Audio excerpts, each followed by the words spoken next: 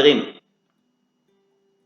Beshem Hashem Naaseh Venatzliar, on va parler de quelque chose de nouveau aujourd'hui, quelque chose de différent par rapport à ce qu'on fait d'habitude.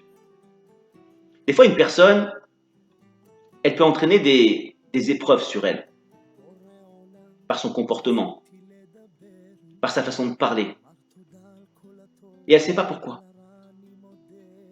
Les Chachamim nous expliquent et nous disent que il y a des choses dans la vie qu'une personne fait qui va entraîner des mauvaises choses sur la personne. Shlosha em agormim ra'a le'atzmam. Il y a 3 choses. On va essayer d'en voir une aujourd'hui. On verra les 2 autres dans un prochain cours, Bezrat Hashem. Mais la première, mi shemekalel et atzmo. Quelqu'un qui se maudit, qui se dénigre, qui dit « je suis un moins que rien, chas v'shalom. Je suis un minable, je suis mauvais, je suis pas bon ». Quelqu'un qui dit ça, il entraîne des mauvaises choses sur lui. On n'a pas le droit de se dénigrer. On n'a pas le droit de dire qu'on est des incapables, qu'on est mauvais. Au contraire, on est le fils de Borolam. On est les enfants d'Akadosh Baruch Hu. On doit être heureux, on doit être content. Mais quelqu'un qui le fait, chas v'shalom, il va entraîner de mauvaises choses sur lui. Pourquoi? Chez l'Amdeno, comme on apprend, Memouné Echad, Nitmane Lifnei Adam. Il y a un ange qui descend du ciel et il est préposé sur l'homme, il se tient devant l'homme.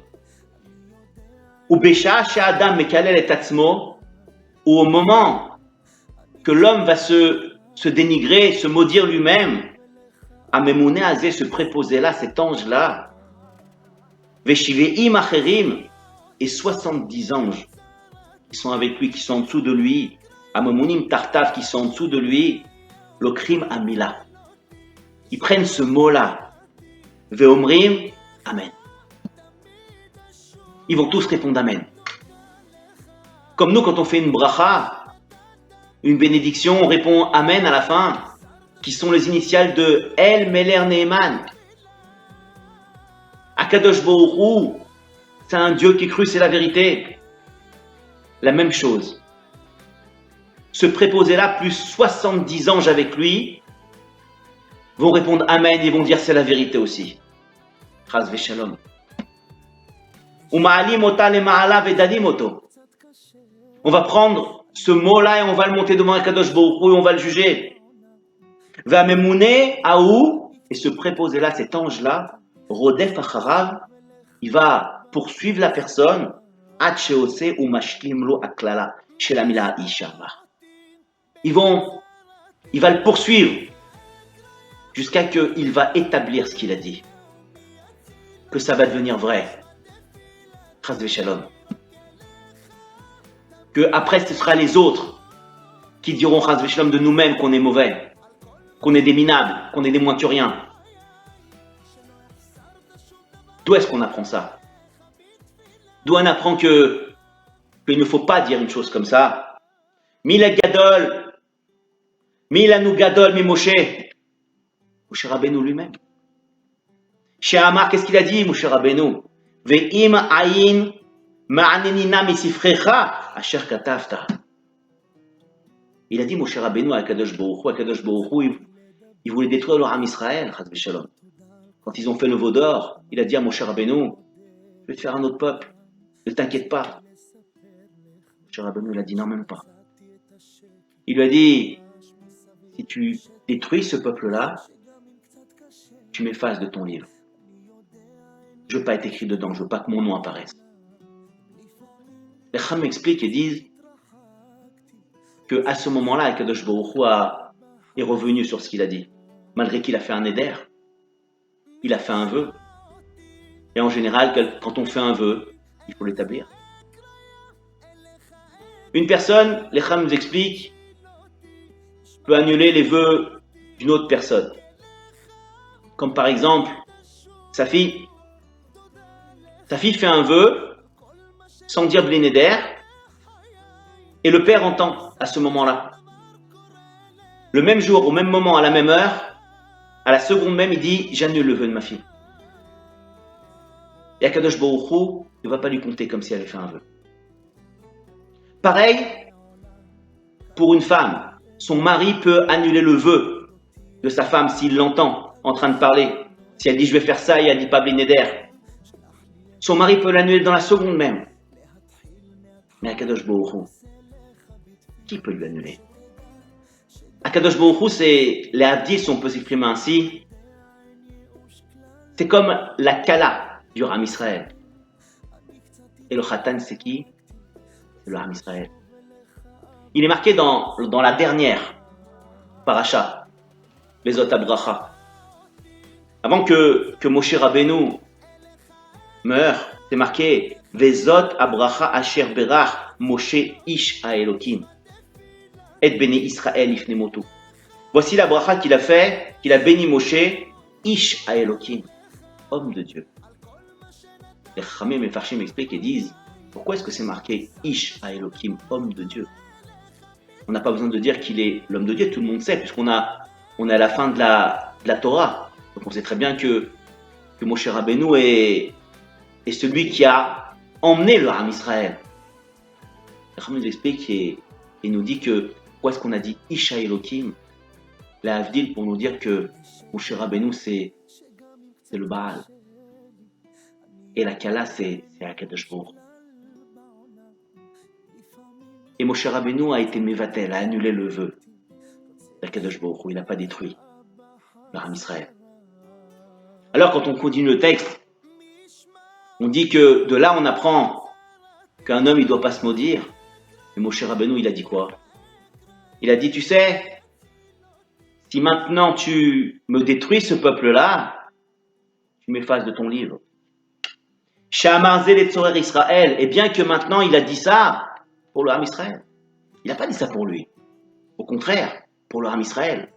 Alors à plus forte raison, s'il le dit pour lui, Va falpi sha'akadosh Baruch Hu asar et sono. Et quand même Akadosh Baruch Hu, il a fait sa volonté. Tu veux que je t'efface de mon livre? Bah, tu seras effacé. Ou machal le Israël, Akadosh Baruch Hu, il a pardonné à Ham Israël. Im kolze lo nitzal me'onesh. Moshe Rabbeinu, il n'est pas sorti de cette punition que de ce qu'il a dit de sa bouche. Ve'are amru shelo niskar shemo beparashat va'ata tetzavé, dans la parashat tetzavé, il n'y a pas du tout le nom de Moshe Rabbeinu. Pourquoi? Parce que Moshe Rabbeinu l'a fait. Le préposé l'ange, il a pris ça. Il l'a mis en place. Il a dit, ah, tu as dit ça? Alors, nous, on va établir ça. Et on va tout faire pour que ce soit en place. Quelqu'un qui parle avec sa bouche, qui parle des choses qui sont mauvaises, alors cet ange-là et 70 en dessous de lui vont tout faire pour mettre en place ce mot-là. Alors à nous de garder notre bouche, de faire attention à ce qu'on dit. Venim Chemisham. Et là, effacer son nom de la parashat Tetzavé. Ou mi Gadol, mi David Ameler. Qu'est-ce qu'il a dit David Ameler? David Ameler, il a dit dans Tehilim comme ça. Il a dit dans Tehilim, Eshmera de Rachai Mechato, Bilshoni. Eshmera lefi marsom, veod racha kenegdi.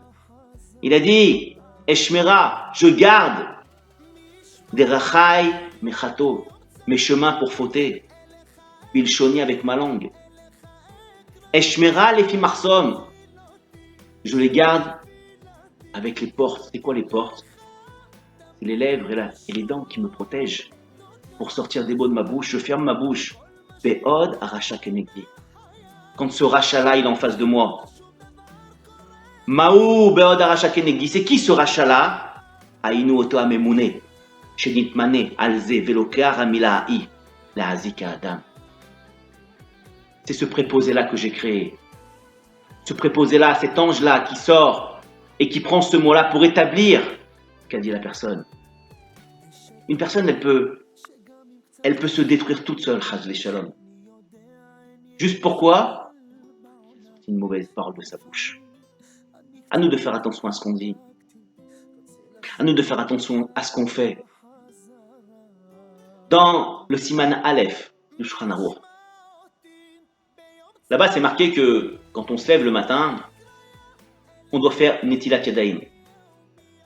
Dès qu'on est couché sur son lit, on ouvre les yeux et on dit Modé ani lefanecha, melech chai vekayam, shechezarta binishmati vechemla, rabba emunatecha.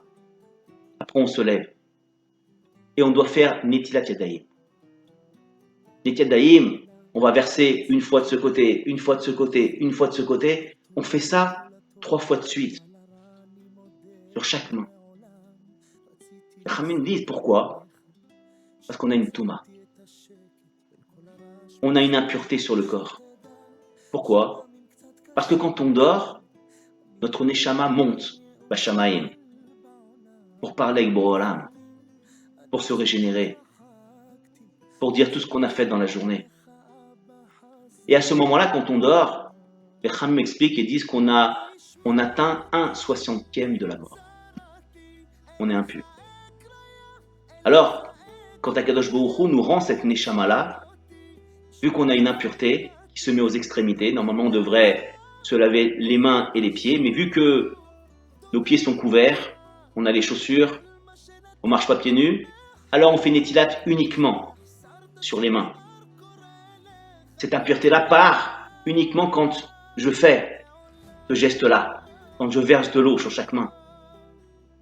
Le Rav Ovadia Yosef Alav Shalom explique et dit, on n'a jamais vu quelqu'un qui se lève le matin, qui touche ses yeux et il est aveugle. Cette impureté-là est très très grave, elle est très dangereuse. On n'a pas le droit de toucher les orifices, que ce soit les oreilles, le nez, la bouche, les yeux. Combien de personnes se lèvent le matin avant de faire Netilat et se touchent les yeux? Il ne faut pas. Il faut éviter. On doit d'abord faire Netilat Daim. Alors, si on parle d'une impureté, si on parle de quelque chose qui est dangereux pour le corps, alors le Rav Ovadia Yosef Alav Shalom explique et dit, personne ne s'est levé le matin en disant j'ai touché mes yeux et je suis devenu aveugle, Chas v'Shalom. Et le Chacham m'explique une autre chose. Ils disent comme ça.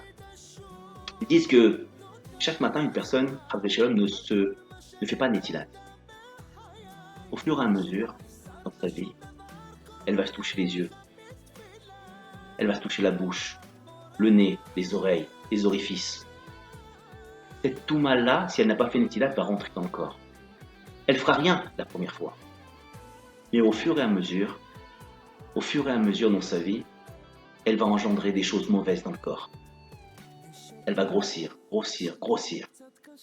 Jusqu'à que, au milieu de sa vie, Chas v'Shalom, il va dire waouh, il a la maladie. Il a quelque chose il ne sait pas ce qui se passe dans son corps. Son corps a développé quelque chose qui est différent par rapport aux autres. Il attrapera une maladie ou il tape autre chose. Shalom. Kadosh Baruch Hu protège tout l'Aram Israël. Mais c'est pourquoi? Parce qu'il n'a pas fait Netilat. Parce qu'il n'a pas fait attention à cette impureté-là. Sur le coup, il n'y a pas. Mais avec le temps, avec les années, ça va engendrer de mauvaises choses. À nous de faire attention à tout ça. De faire attention à ce qu'on dit. De faire attention à ce qu'on regarde. De se lever le matin, de faire Netilat Daim. Surtout en ce moment-là, où l'actualité dit que il y a la pandémie, il y a les maladies, il y a tout ça. On peut se protéger. Un homme, il se construit de l'intérieur, mais pas de l'extérieur. Quand on rentre chez un rave, on ne comprend pas pourquoi quand on rentre dans son bureau, il y a une force extraordinaire, une toucha qui se développe. Et on est imprégné de ça. Toutes les questions qu'on a envie de poser, on a tout oublié. Il reste que le Hémet. Pourquoi? Parce que le tzaddik, la personne kadosh, se construit de l'intérieur. Et elle influe sur l'extérieur. C'est pas l'inverse. Beaucoup de personnes se construisent en regardant ce qu'ils voient, en apprenant de l'extérieur et ils se construisent de l'intérieur. Non, c'est l'inverse. On se construit de l'intérieur pour influer sur l'extérieur. Et quand on fait ça, alors on rend notre corps sain. Il n'y a que la Torah qui peut nous protéger de ça. Si on suit les lois de la Torah, il ne peut rien nous arriver. Parce que c'est Borolam qui dirige tout. C'est lui qui fait tout. Alors, on se colle à la Torah. Parce que la Torah, c'est ce qu'il nous a donné pour que nous, on devienne kadosh comme lui. Et si on y arrive, alors il ne peut rien. Au contraire, on va influer notre Gdusha à l'extérieur pour que les personnes qui sont autour de nous vont apprendre de nous, vont grandir par rapport à nous. Et on aura tout gagné. C'est ça la Torah, à nous de travailler. Que ce soit avec les yeux, que ce soit avec la bouche, que ce soit avec toute la Torah que je vous donne.